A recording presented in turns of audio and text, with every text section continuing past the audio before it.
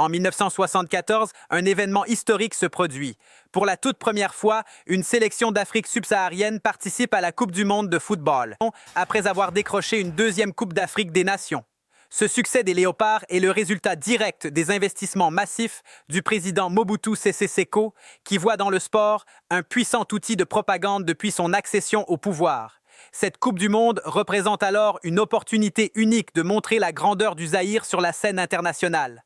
Mais les événements vont prendre une tournure inattendue. Les joueurs, malgré eux, vont transformer cette ambition politique en un véritable fiasco, révélant des tensions et des dysfonctionnements longtemps ignorés. Alors, tout le peuple congolais vient de fêter une qualification historique. Beaucoup ignorent réellement ce qui s'est passé dans ce mondial. Je vous propose de découvrir ça, c'est parti. Avant de commencer cette vidéo, dis-moi en commentaire si cette équipe de RDC allait jusqu'au deuxième tour du mondial 2026. Pour comprendre cette histoire, il faut revenir sur le contexte du Congo dans les années 1960 et 1970. Après son indépendance, le 30 juin 1960, le pays dirigé successivement par Patrice Lumumba puis Joseph Kasavubu est rapidement plongé dans une crise profonde. D'un côté, les forces politiques locales tentent de s'organiser, tandis que de l'autre, les puissances occidentales convoitent les immenses richesses naturelles du pays, or, diamants, cuivre et cobalt. En 1965, un coup d'État militaire change la donne. Le général Mobutu prend le pouvoir et s'engage à éliminer toute influence coloniale. Son objectif est clair, affirmer l'identité nationale et renforcer son propre Congolais évoluant en Belgique, l'ancienne puissance coloniale. Son ambition est de bâtir une équipe nationale forte, capable de représenter dignement le pays. Dans cette vision, chaque citoyen doit contribuer au prestige national et le sport est considéré aussi stratégique que l'économie. Toujours vêtu de sa célèbre toque en peau de léopard, Mobutu s'approprie même symboliquement l'équipe nationale en la baptisant les Léopards. Grâce à une économie alors florissante, des moyens importants sont investis. Stages d'entraînement à l'étranger, notamment au Brésil, du TP Mazembe, basé à Lubumbashi, brille également en remportant la Coupe d'Afrique des clubs champions en 1967 et 1968, puis en atteignant 2 finales consécutives en 1969 et 1970. Fort de ses succès, Mobutu poursuit sa politique de transformation du pays. En 1971, il rebaptise le Congo en Zaïre, ainsi que le fleuve et la monnaie. Il impose aussi à la population d'adopter des noms africains. Lui-même change d'identité pour devenir Mobutu Sese Seko Kukung Bendu Wazabanga, un nom qui évoque un guerrier invincible allant de victoire en victoire. À cette époque, tout semble réussir au Zaïre. L'économie prospère, le football brille et les clubs alimentent la sélection nationale en talent.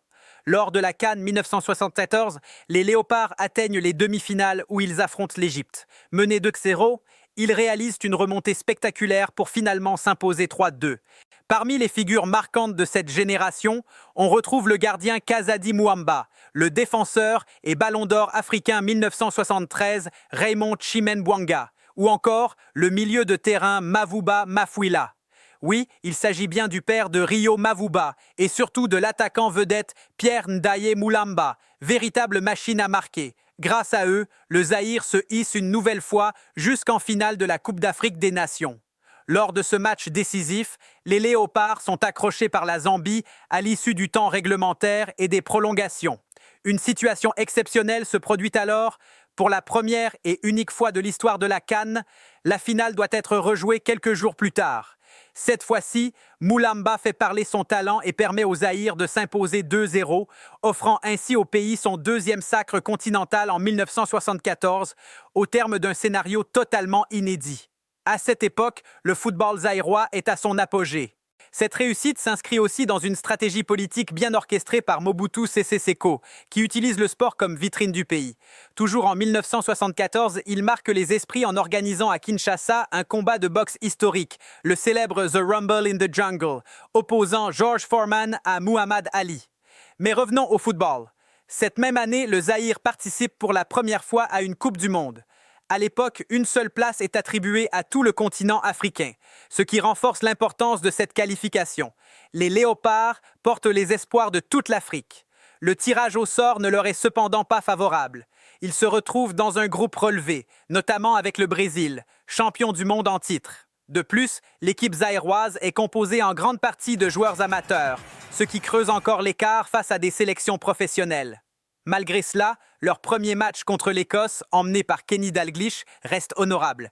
Même s'ils s'inclinent, leurs prestations montrent de bonnes choses et laissent entrevoir un certain potentiel. Mais avant le deuxième match, un problème majeur refait surface. Les primes promises aux joueurs pour leur qualification n'ont toujours pas été versées. Or, pour ces footballeurs amateurs, cet argent représente leur principale source de revenus. Pourtant, les fonds avaient bien été transmis par la FIFA à la fédération zaïroise, sans jamais parvenir aux joueurs. Cette situation n'est pas nouvelle. Déjà après leur victoire à la CAN, les Léopards n'avaient jamais touché leur récompense. Cette fois, la frustration atteint son paroxysme. Face à la Yougoslavie, les joueurs décident de manifester leur colère sur le terrain. Après une trentaine de minutes, l'équipe s'effondre. Leur buteur Moulamba est expulsé et le score devient rapidement lourd. Le sélectionneur tente un changement de gardien pour stopper l'hémorragie, mais rien n'y fait. La rencontre se termine sur un humiliant 9-0, l'une des plus lourdes défaites de l'histoire de la Coupe du Monde. Pour Mobutu, c'est une humiliation totale. Avant le dernier match contre le Brésil, des menaces très sérieuses sont adressées aux joueurs. S'ils perdent avec un trop grand écart, ils pourraient ne jamais rentrer au pays. Terrorisés, les Léopards abordent ce match avec une seule idée en tête: limiter les dégâts. La tension est palpable et un moment marquant va symboliser cette peur. Sur un coup franc brésilien, Mwepu Ilonga sort brusquement du mur pour dégager le ballon avant même le tir. Un geste resté célèbre dans l'histoire du football. Malgré tout, les joueurs font preuve d'un courage remarquable face à la pression de leur propre régime. Le Brésil l'emporte finalement 3-0. Le Zaïre évite une défaite plus lourde, mais l'essentiel est ailleurs. À leur retour, aucun accueil officiel ne leur est réservé. Beaucoup de joueurs tombent dans l'oubli. Certains sombrent même dans une grande précarité. L'image du pays est profondément affectée par ce mondial raté et Mobutu décide peu à peu de réduire les investissements dans le sport. La fin de cette génération dorée coïncide avec une période d'instabilité croissante. De nombreux Zaïrois sont contraints à l'exil. Après la chute et la mort de Mobutu en 1997, le pays reprend son nom de République démocratique du Congo. Cependant, les problèmes persistent. Corruption, conflits dans les régions minières, fragilité économique. Ce n'est qu'en 2011, soit près de 40 ans après leur exploit, que les anciens champions d'Afrique reçoivent enfin une modeste pension mensuelle de l'État, une reconnaissance tardive pour ces héros oubliés. Aujourd'hui encore, la RDC reste un immense pays aux ressources considérables, mais confronté à de nombreux défis, souvent dans l'indifférence d'une grande partie de la communauté internationale. Pourtant, l'histoire n'est jamais totalement écrite, et un jour, toute la vérité finira par émerger.